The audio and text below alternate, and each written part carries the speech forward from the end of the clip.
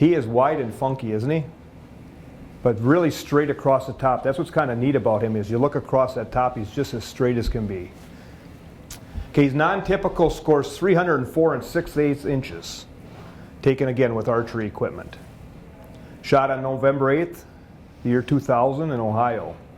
So that November time, that's we want to be in the woods too, right? If we're bow hunters, that first and second week in November.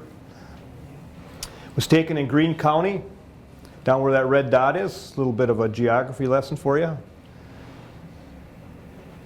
So Mike hunted in an area where him and his son had been watching.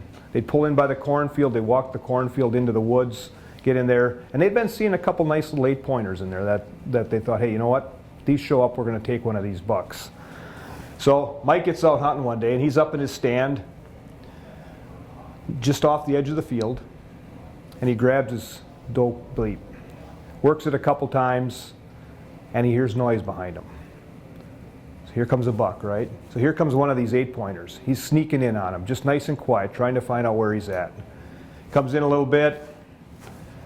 He sits there, he's ready for him, gets a little bit closer. And by the time you're sitting like this, and I look at the eyes on that deer, that deer knows something's wrong, right? Next thing you know, that buck just decided to turn around, give you the last glance, and just walked off, slowly walked off. Knew there was something wrong, didn't want to go in there, and just left.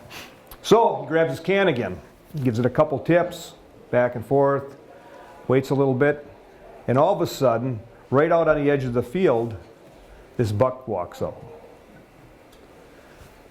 So you look at this buck, and up where I got it framed up in top here, that's actually the hunter in this picture.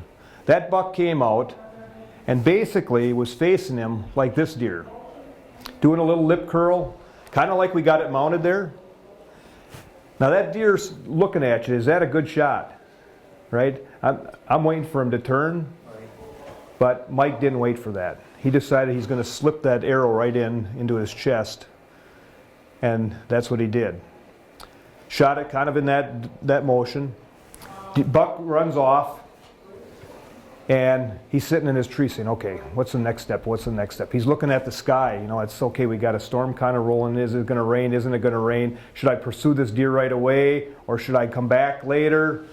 Well, he decided, you know what, if it's going to rain, I better get on this buck, see what I can find.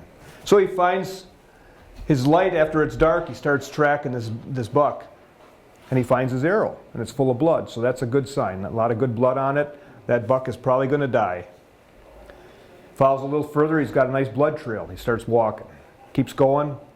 Finally, he's getting to the edge of the field. It's dark out now. He's been tracking this buck for a ways, and he's losing his blood, and all of a sudden he gets to a big wide open field. Where do I go, right? Well, at that point he decided, you know what, I'm going to stop here. He put his arrow up against the fence, and he says, I'm going to go home. I'm going to come back here tomorrow morning because I'm losing this blood, and it just is not a good situation right now. In which direction do I even go in this field?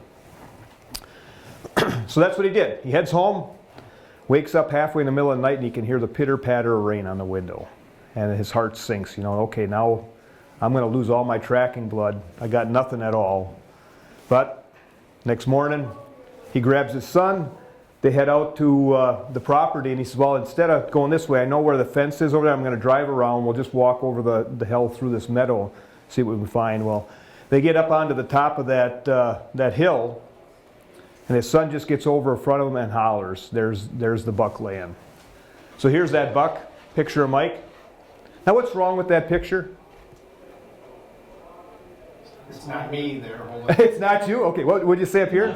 He's not smiling, you know. That's right. That's the first thing I noticed on that. I thought, what is wrong? I mean, my smile would be from ear to ear. I mean, I just couldn't contain myself, right, if you shot a buck like that.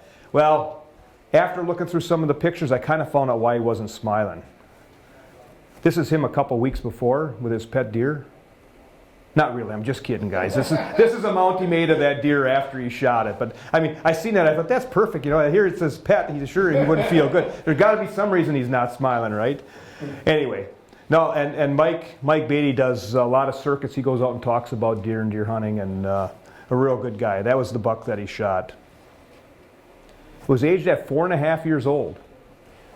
Amazing. I mean, what that buck had as far as genetics and nutrition and just God-given bone to be able to push out of that head that much in 1 year is amazing. How far away was it from the shot?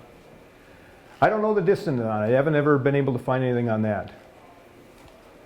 He scored 304 and 6/8, which is a world record hunter taking whitetail bow or gun.